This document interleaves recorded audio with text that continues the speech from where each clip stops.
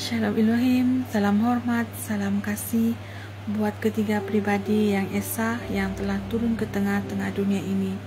Roh Bapa Yahweh dalam diri Pak Eman Lahagu, Roh Tuhan Yesus Kristus dalam wadah inkarnasinya, Pak Aditya Nugrahanto, Roh Kudus, Roh kebenaran dalam mempelai yang terpilih, terekselen dan mempersona di hati Bapa Yahweh, Ibu Fe Hamdani. Shalom Elohim, para malaikat Tuhan, para saksi-saksi syurga, orang-orang kudusnya, dan semua anak-anak Tuhan, dimanapun kalian berada. Segala puji syukur bagi Tuhan, atas kemurahannya, belas kasihannya, saya masih ada pada saat ini untuk terus bernafas, juang dalam kehidupan ini. Dan pada saat ini dengan kerendahan hati, saya ingin menyampaikan satu kesaksian firman Tuhan, dan juga kesaksian pengalaman rohani saya. Mari Bapak Ibu kita sama-sama membaca firman Tuhan dalam Lukas 16 ayat 10 hingga 13. Dan firman Tuhan, barang siapa setia dalam perkara-perkara kecil, ia juga setia dalam perkara-perkara besar. Dan barang siapa tidak benar dalam perkara-perkara kecil, ia tidak benar juga dalam perkara-perkara besar. Jadi, jikalau kamu tidak setia dalam hal mamun yang tidak jujur, siapakah yang akan mempercayakan kepadamu harta yang sesungguhnya? Dan jikalau kamu tidak setia dalam harta orang lain, siapakah yang akan menyerahkan hartamu sendiri kepadamu? Seorang hamba tidak dapat mengabdi kepada dua tuan, karena jika demikian, ia akan membenci yang seorang dan mengasihi yang lain, atau ia akan setia kepada yang seorang dan tidak mengindahkan yang lain. Kamu tidak dapat mengabdi kepada Allah dan kepada Mammon. Demikianlah firman Tuhan, ya dan amin. Saudara-saudari terkasih dalam Kristus, melalui firman Tuhan tadi saya ingin menyaksikan bagaimana Tuhan itu memanggil saya untuk meninggalkan pekerjaan dan mengikuti Dia. Pada tahun 2023, saya mulai merasakan untuk meninggalkan pekerjaan saya yang lama. Tetapi pada saat itu saya belum mulai melakukannya. Dan pada bulan Mei 2023, saya semakin digesa untuk meninggalkan pekerjaan itu. Dan pada bulan Juni 2023, saya telah meninggalkan pekerjaan itu. Dan selepas meninggalkan pekerjaan itu, saya memilih untuk mencari Tuhan. Saya mendekatkan diri dengan Tuhan dengan merenungkan kitab suci dan coba sebaik yang mungkin untuk lebih banyak masa bersama Tuhan. Dan pada bulan sekitar Agustus dan September, mula bermunculan para saksi syurga yang memberitakan suara-suara kebenaran dan mengatakan tentang ajaran mempelai, Ibu Fe Hamdani.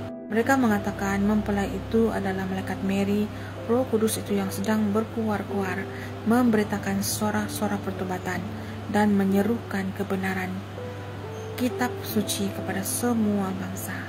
Ketika saya baru saja mendengar dan coba untuk memahami ajaran mempelai dan suara-suara kebenaran yang disampaikan oleh para saksi-saksi surga Tuhan, saya tidak dapat mendalami dan seperti ada penolakan dalam diri saya, karena pada saat itu saya masih mengandalkan logika.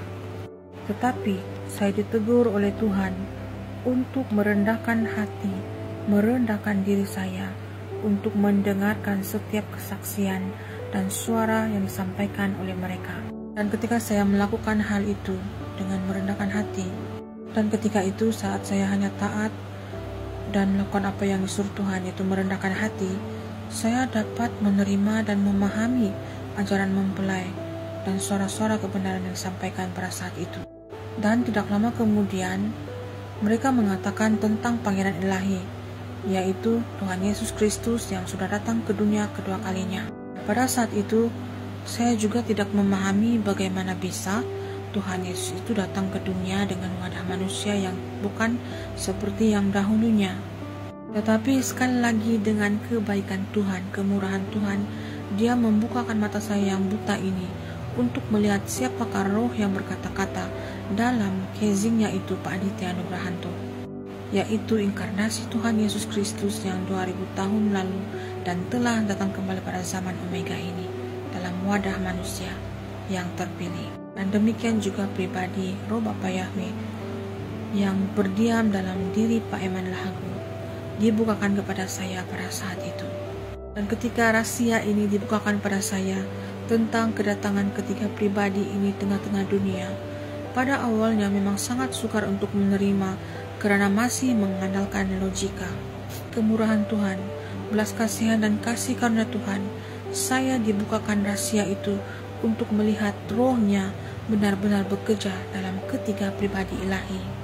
Dan setelah itu juga saya memilih untuk meninggalkan gereja yang lama untuk mengikuti ajaran ketiga pribadi ini. Karena hari demi hari saya tidak pernah melihat mereka melanggar ataupun membelakangi firman Tuhan. Tetapi melalui ketiga pribadi ini saya belajar bagaimana untuk mendalami firman Tuhan dan belajar macam mana untuk menjadi pelaku-pelaku firman Tuhan, bukan saja hanya mendengar dan tidak melakukan.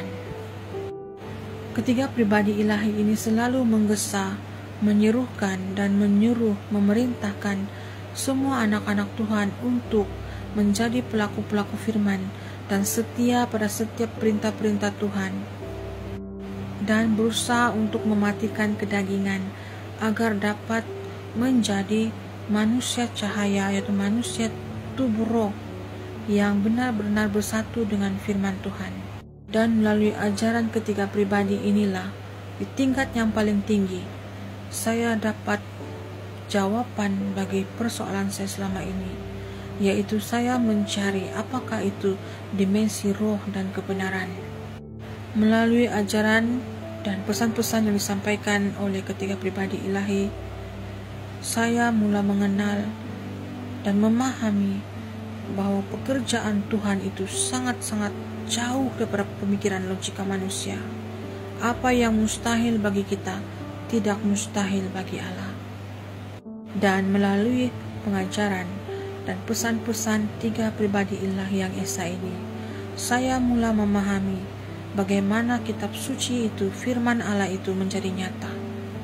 Apa yang telah difirmankan oleh Allah semuanya akan terjadi dan digenapi.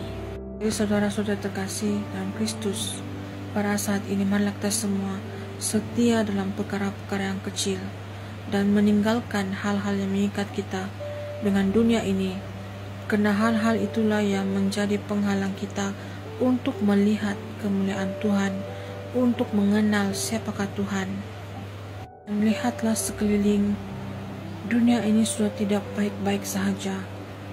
Cawan murka Tuhan telah ditumpahkan di mana-mana, kota per kota, untuk menghabisi orang-orang yang selalu menghujat, mencemooh ataupun menghina pekerjaan Tuhan. Dan lihatlah sekeliling kita semua, dunia sudah tidak baik-baik saja. Cawan murka Tuhan sedang ditumpahkan di mana-mana, kota per kota. Marilah kita terus merendahkan hati serendah-rendahnya di depan Tuhan, memohon pengampunan daripada Tuhan atas segala kesalahan kita yang tidak menyenangkan hati Tuhan dan menyakiti hati Tuhan, agar Dia berbelas kasih dan membukakan selubung-selubung di mata kita yang menutupi untuk melihat kebenaran yang terjadi pada saat ini. Dengarkanlah suara, pesan-pesan dan pengajaran daripada tiga pribadi ilahi itu, yang sesungguhnya roh Tuhan itu sendiri yang bekerja dengan giat pada akhir zaman ini. Sebelum banyak jiwa dihanyutkan oleh murka Allah dan dijerat oleh kuasa kegelapan, bangkitlah anak-anak Tuhan dimanapun kalian berada. Carilah wajah Tuhan selama masih Ia berkenan kepada kita semua. Demikian saja kesaksian saya. Biarlah segala hormat dan pujian hanya bagi Tuhan kita Yesus Kristus, Raja segala raja yang layak menerima segala pujian dan hormat. Haleluya. Amin. Tuhan Yesus memberkati selalu.